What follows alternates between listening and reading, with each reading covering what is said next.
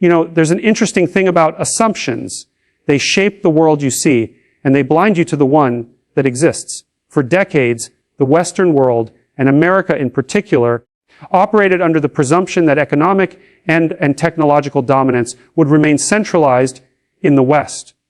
That presumption wasn't just an error, it was a manifestation of ideological blindness, a refusal to contend with reality when reality didn't fit the story.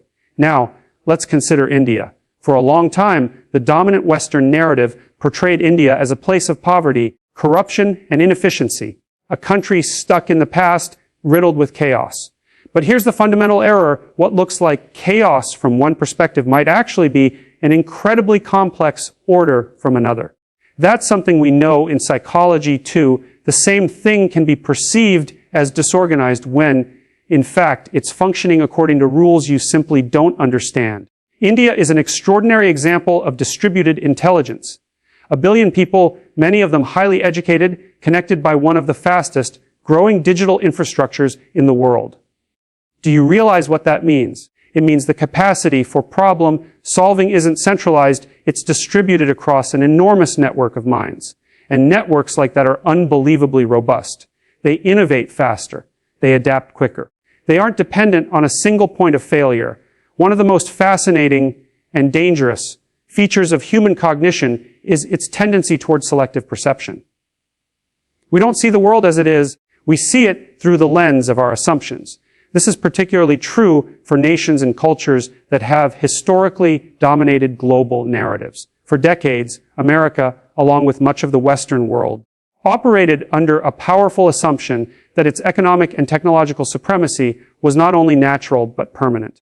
And embedded within that assumption was another, the belief that nations like India were destined to remain peripheral players, relevant perhaps for cheap labor or outsourced services, but never as true competitors or global innovators. This belief wasn't merely inaccurate, it was a profound underestimation. Why? Because it was grounded in stereotypes rather than an honest analysis of reality. From the Western perspective, India was often portrayed in terms of poverty, population overload, and political dysfunction. These narratives were repeated so often that they became axiomatic, self-evident truths that required no verification. And yet, the data was telling a very different story for those willing to look. Consider this, even as India was labeled a developing nation, it was producing some of the world's best engineers, scientists, and software developers. It was building world-class institutes of technology and management. It was becoming the backbone of global IT infrastructure. But here's the psychological trap. When you adopt a dominant narrative, you ignore outliers, and then when those outliers multiply, you dismiss them as anomalies instead of indicators of systemic change. This is precisely what happened. America believed that global leadership in innovation and technology was its birthright. But technological leadership isn't inherited, it's earned. And it's earned through competence, education, and the ability to adapt. India, despite its internal challenges, focused on those competencies. It invested in science, mathematics, and engineering education at a scale the West didn't fully appreciate. It built an intellectual foundation that could support the rise of an innovation-driven economy. But why was this so hard for America to see? Part of the answer lies in what I'd call ideological blindness. When you hold a narrative of superiority for too long, it becomes part of your identity. And identity resists change because change threatens stability. To admit that India could become a major global force was to admit that the hierarchy was shifting, that the Western, dominated world order was no longer inevitable. That's a hard truth to confront, and so it was ignored. Here's the lesson when you underestimate a competitor or a person. You don't just misjudge them. You weaken yourself because you stop adapting. You stop improving. The Western perception trap wasn't just a misreading of India's potential, it was a failure of imagination. A refusal to see reality as it was unfolding. And reality has a way of asserting itself, whether you believe it or not. In psychology, and particularly in the mythological frameworks that underpin human thought, there's an idea that existence itself is structured around two fundamental principles, order and chaos. Order is the known, its stability, predictability, and structure. Chaos is the unknown, the realm of possibility, transformation, and unpredictability. Every society exists somewhere between these two poles, and the healthiest societies are those that can maintain a dynamic balance between them. Now, when the Western observer looks at India, what do they see? They often see chaos, noisy streets, massive crowds, complexity, diversity of languages, religions, and cultural practices. To the Western eye, trained on systems that emphasize linearity, uniformity, and centralized control, this looks disorganized, even dysfunctional. But here's the mistake. What appears as chaos is not necessarily disorder. It can also be a higher order complexity, a system that functions according to rules too intricate to be immediately apparent. India embodies this principle. It is a civilization that has thrived for thousands of years not by eliminating chaos, but by integrating it. Unlike many Western nations, which historically sought to impose homogeneity, India absorbed diversity. It took in multiple languages, philosophies, and spiritual traditions and created a cultural framework capable of holding these apparent contradictions together. That's not simple disorder, that's a complex adaptive system at work. This ability to tolerate and even harness. Chaos is not a weakness, it's a strength. In fact, in an age of rapid technological and social change, adaptability becomes the single most important competitive advantage. A society that can only function under rigid order collapses when the ground shifts. A society that can absorb shocks, pivot, and reinvent itself survives. India's apparent chaos, its decentralized systems, its distributed economy, its cultural pluralism, makes it extraordinarily resilient. Contrast that with the Western model, which has often been predicated on centralized control and top-down regulation. That works well when the environment is stable. But in a global economy driven by constant disruption, technological revolutions, geopolitical shifts, pandemics, the rigid systems crack. India doesn't crack because it never depended on rigidity in the first place. It operates within a fluid framework where solutions emerge not from one center of power, but from countless individual actors improvising in real time.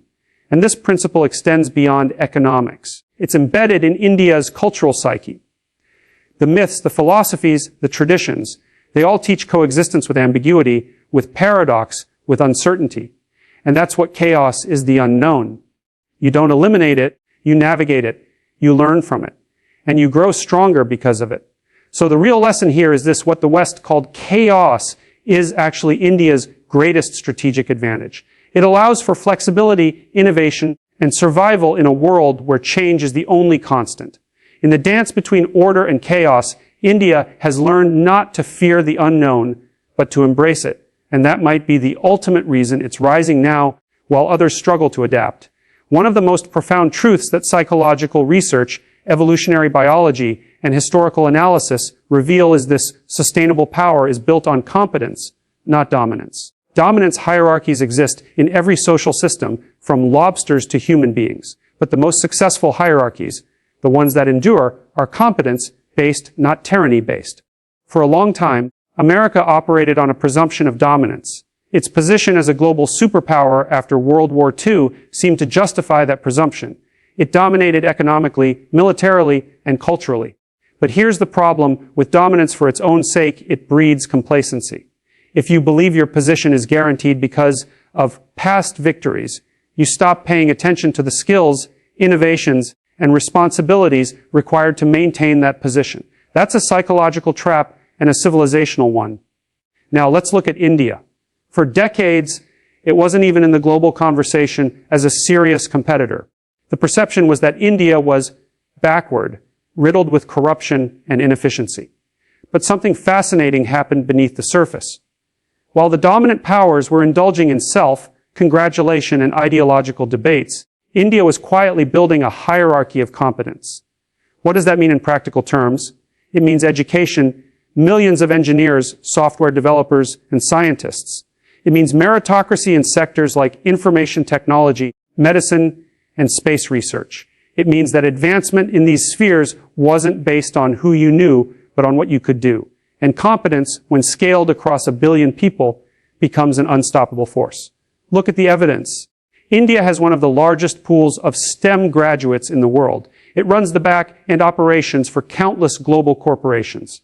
It launched a successful Mars mission at a fraction of the cost of Western counterparts. That's not dominance, that's competence. And competence wins in the long game because it's adaptive, replicable, and rooted in real value creation.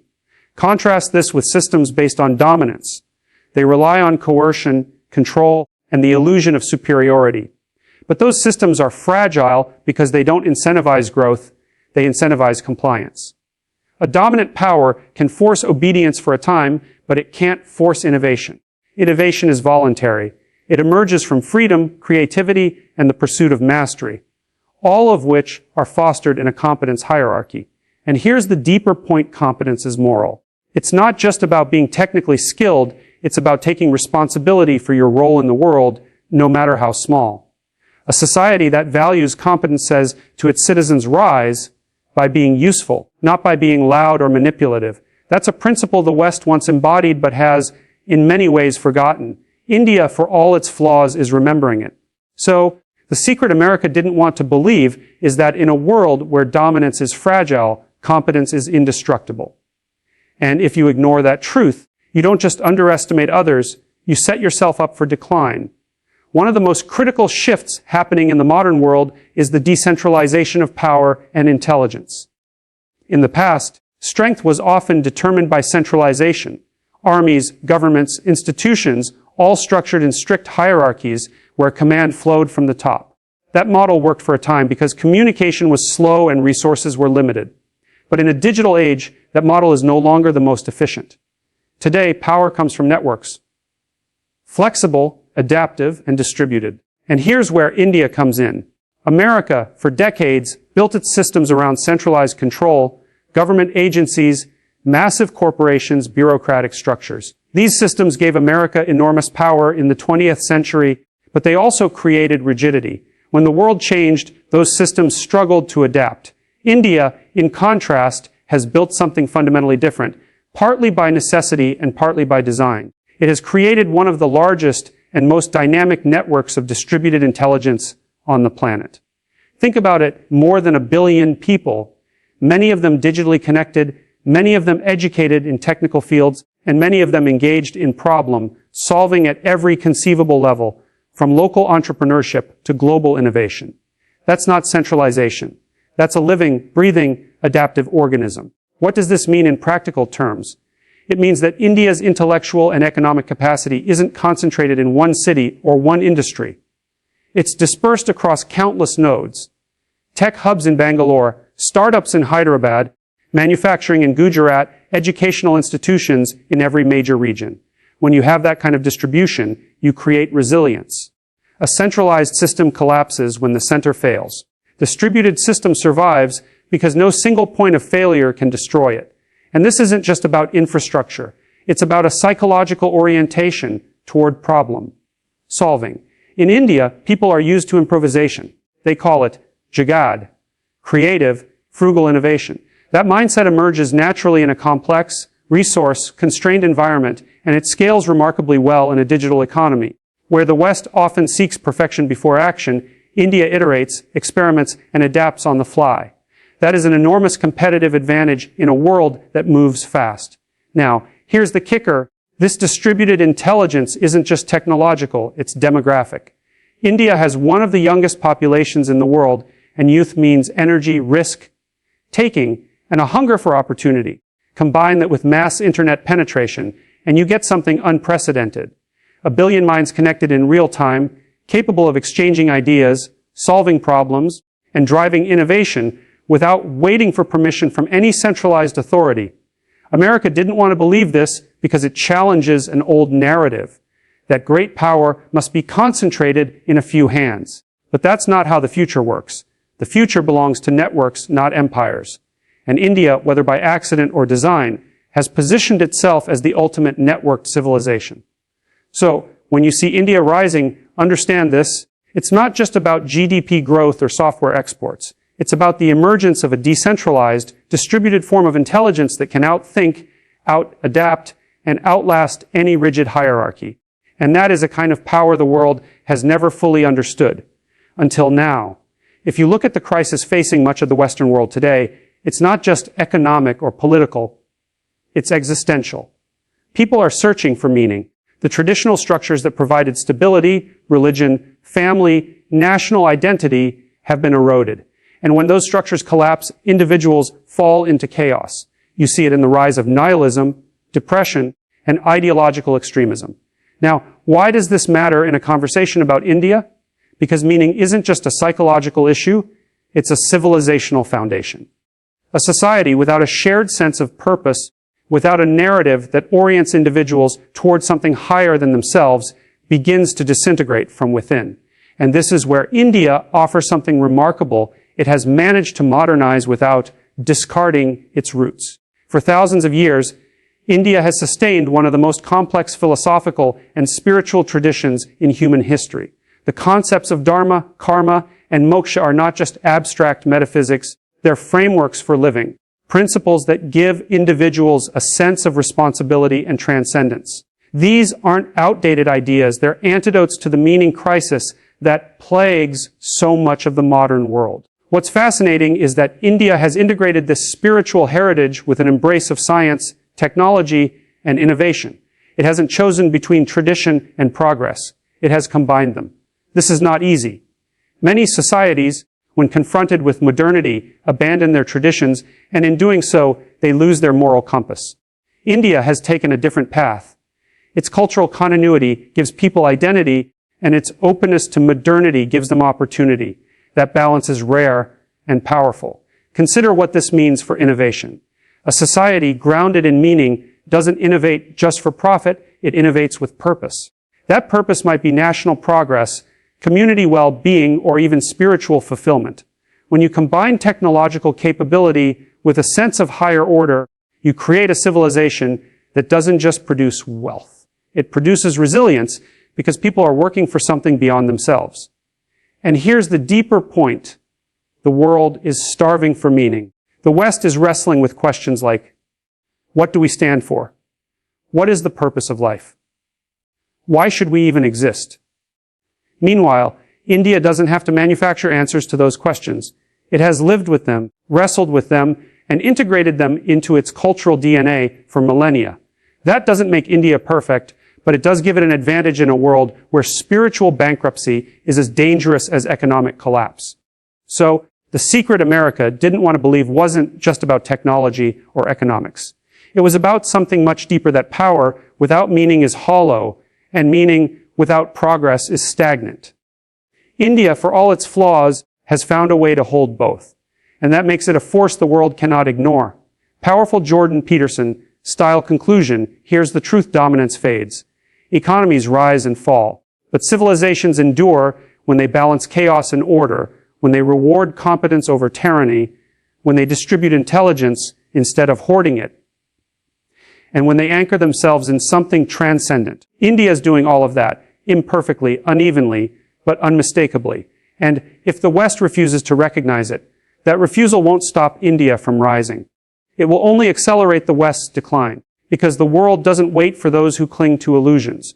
It rewards those who adapt, and adaptation starts with truth. So here's the question: will America learn that lesson? Or will it remain trapped in a narrative that no longer maps onto reality? Because reality doesn't care about your story. Reality asserts itself. And right now, the reality is this: the secret America didn't want to believe is no longer a secret. India is not just a participant in the future, it's shaping it. And if you want a place in that future, you'd better start paying attention. What does all of this mean? It means that the story America told itself, that global dominance was its birthright, that other nations would forever remain dependent, is crumbling under the weight of reality. And reality is this: power is not static. It shifts to those who adapt, who learn, who act with competence and responsibility. India has done something remarkable. It has endured centuries of chaos without disintegrating. It has built competence instead of chasing dominance. It has embraced distributed intelligence, allowing millions of individuals to innovate and contribute to progress. And it has held on to something most of the modern world has forgotten: meaning. A sense of purpose rooted in culture, tradition, and a vision for the future. That combination, adaptability, competence, decentralization, and meaning, is rare. And it is powerful. It makes India not just a rising economy, but a rising civilization.